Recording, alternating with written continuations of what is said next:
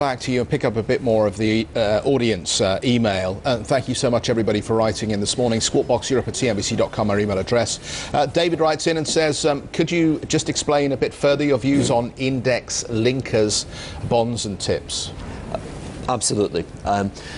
You can go 10, 30 years out and they're kind of tantalising yields. I'm saying forget it. In 30 years' time, I'm probably in a grave, so who cares about 30 years' time?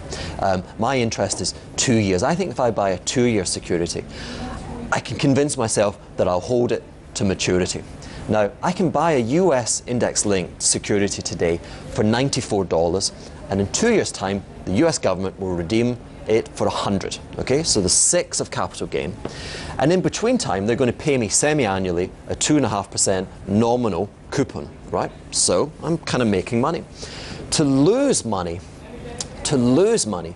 inflation, right, which recently has been growing at +5, has to go -5, -6, -7, -8 for the next 2 years. And that's kind of, it might happen, Jeff. And indeed, that is the central guess just now in the bond market. The central guess with regard to how those securities are valued is that inflation might well fall at a rate of about 5% minus for 2 years. That would be kind of unprecedented. My point to you is, if that happens, that is a very scary world. That's a world where the stock market falls another 50% from these levels.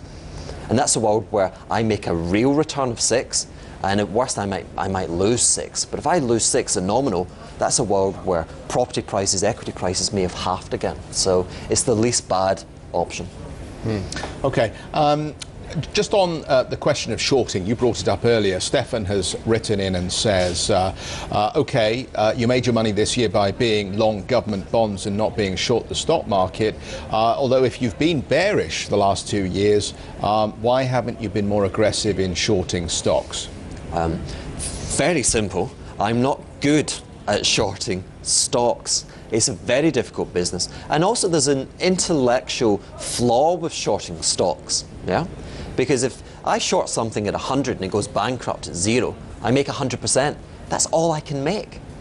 That's all I can make. Yeah? Whereas I can turn bearish bets in the bond market or other credit markets where I'm not capped at making 100. I can make 200 or 300%.